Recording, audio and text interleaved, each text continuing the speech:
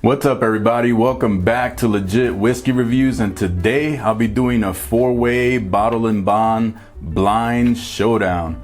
Alright, so I took a little week off from doing reviews or doing any content, and just took some time to refresh my palate and took a little break, and now I'm back. I'm ready, my palate's reset, and I'm ready to do this. So I wanted to start off the first video back with a bottle and bond blind. So today for my blind showdown, I have Evan Williams bottled and bond, Early Times bottled and bond, 1792 bottled and bond, and E.H. Taylor small batch bottled and bond.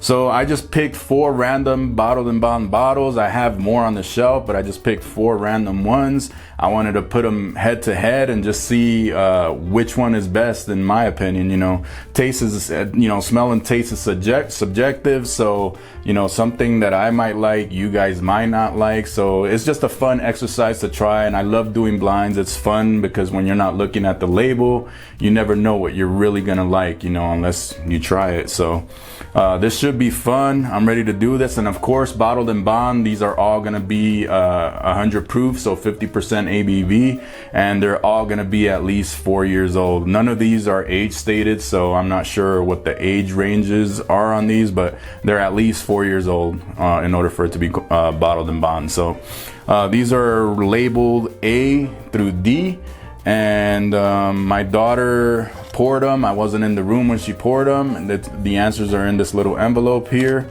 And I'm gonna start off here with A.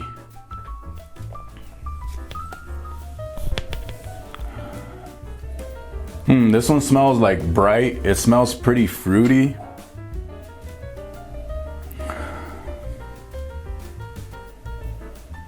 There's a little bit of caramel, a little bit of barrel char.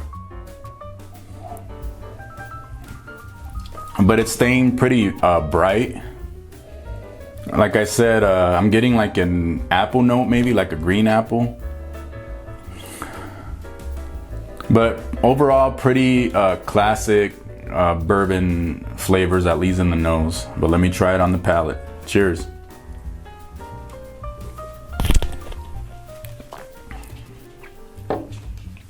Yeah, so this is right down the middle as far as classic bourbon flavors.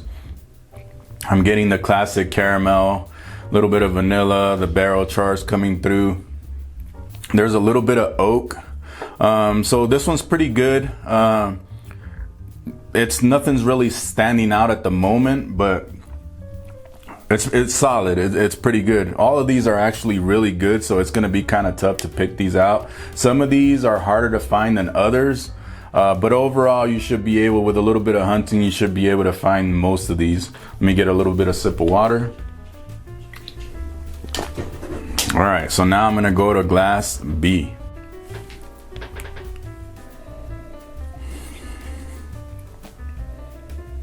So this one, glass B, is a little bit darker as far as the notes that I'm picking up from glass A. It's a little bit darker. I'm getting darker notes, like a darker, richer caramel note. Pretty sweet on the palate, but the notes that I'm getting, like I said, are darker. This one was brighter and a little bit more on the fruity side, but I like the notes that are coming through on this one on the nose.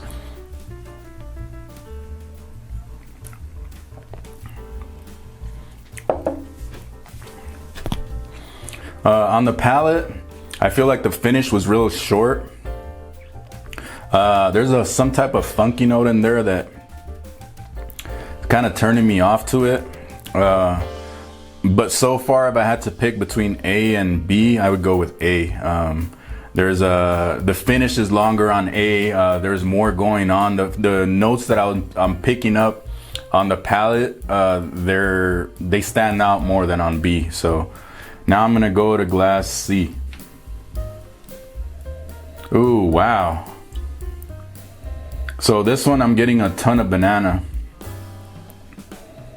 So me smelling so much banana, that would lead me to think it's either early times, but more than likely the 1792 bottled and bond, the Barton Distillery. You just get a lot of banana notes. That's one of the markers. So I'm not sure, but yeah, I'm getting a ton of banana on here, a lot of sweetness. There's some spice coming through. But this one smells really, really good. Let's try it on the palate.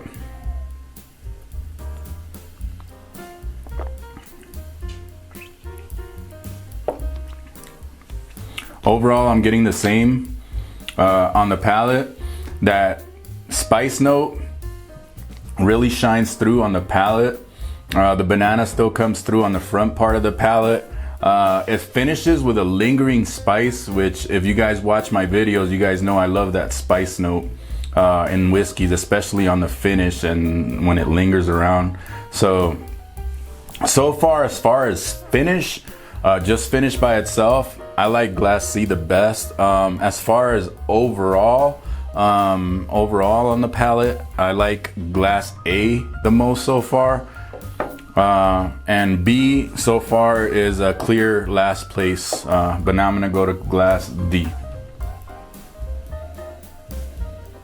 Well, I'm getting this one smells really bright as well, just like glass A. It smells pretty fruity, but I'm getting more of a cherry note in this one. I think I said green apple for glass A. Glass D, I'm getting more cherry. I really like this nose. Yeah, this one's really standing out too. Let me go to the palate.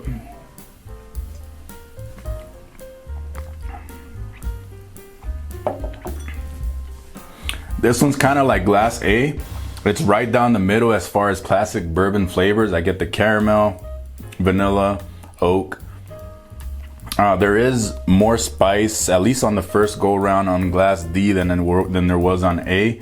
But so far, I can easily say that I can eliminate glass B because there really wasn't, it just wasn't my jam today, at least today. Like I said, all of these are great, but just when you're doing it blind, you know, and when you're doing them back to back, stuff starts to stand out. And definitely glass B didn't do it for me today. So I'm gonna go real quick to glass A again.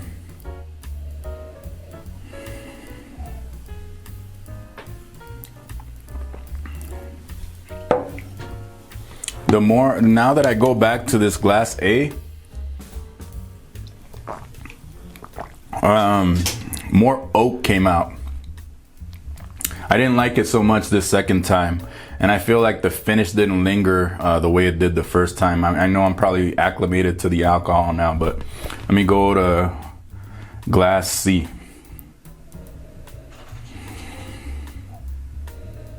I think glass C has the best nose out of all of these.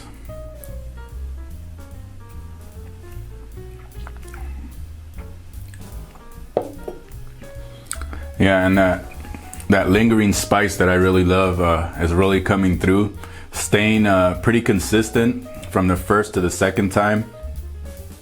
So far, glass C is really in last place. So let me go to glass D, and then I'll make my final choices here.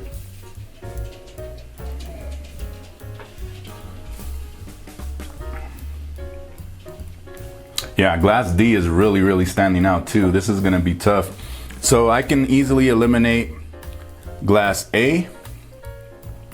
Glass A was good, but the second time that I went through, it just really didn't do it for me. I feel like it kind of like that oak was coming through more, and it was more of a bitter oak. It wasn't necessarily a sweet oak like I like. And I feel like the finish was shorter. It wasn't lingering like the first time. So yeah, so now it's between glass C and glass D. One more quick through. I'm gonna go to glass C.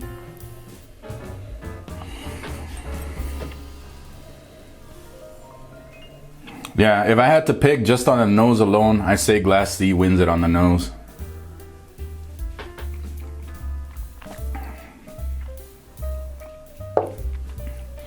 Yeah, that spicy note with the lingering finish, that really does it for me. Let's go to Glass D.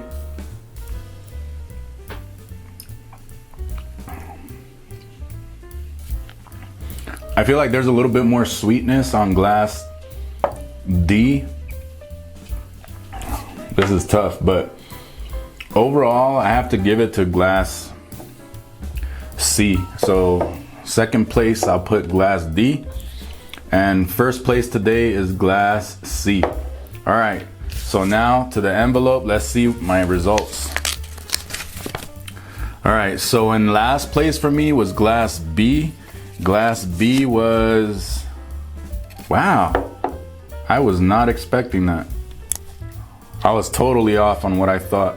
Wow. So in last place, let me check this again. Glass B. So E.H. Taylor, small batch in last place. This bottle is pretty low, so I'm not sure if the air getting into it affected it, but from what I remember before, this was an excellent bottle. So, you know, maybe the air and it being so low kind of affected it, but maybe not. Maybe just today doing it blind, you know, it just wasn't, I wasn't feeling it today. So, all right. So in third place was Glass A. Glass A was Early Times Bottled and Bond. I was kind of expecting that, but I'm really shocked about the E.H. Taylor. I wasn't expecting that to be in last place. All right, so my second place was Glass D. Glass D, kind of surprising to me because I'm not necessarily like, I don't gravitate towards this one all the time, but Evan Williams Bottled and Bond really surprised me. Really, I must have been my, you know, I liked it today. But typically this would probably be the last one I go to out of all of these, but yeah, that's why you got to do the blinds. You never know. So first place, which is Glass C, was 1792 Bottled and Bond. Excellent bottle. It's a little bit hard to find for some people, but overall, this should be easy to find on the shelves for the most part. All of these, as far as pricing, these are all like anywhere between the 40 to even, yeah, between the $20 to $40 mark. So they're all excellent, you know, prices and all excellent whiskeys. And this was fun. You know, I expected the 1792 to do pretty good, but that E.H. Taylor kind of threw me off. And like I said, I wasn't expecting Evan Williams to do so good and to end up so high. But that's why you gotta love the blinds, and that's why I love doing blinds. So if you guys like my content, remember to smash that like button. Remember to subscribe. You guys can catch me on Instagram at Legit Whiskey Reviews, and I'll go with the 1792. Keep it legit and do it for the love of whiskey. Cheers.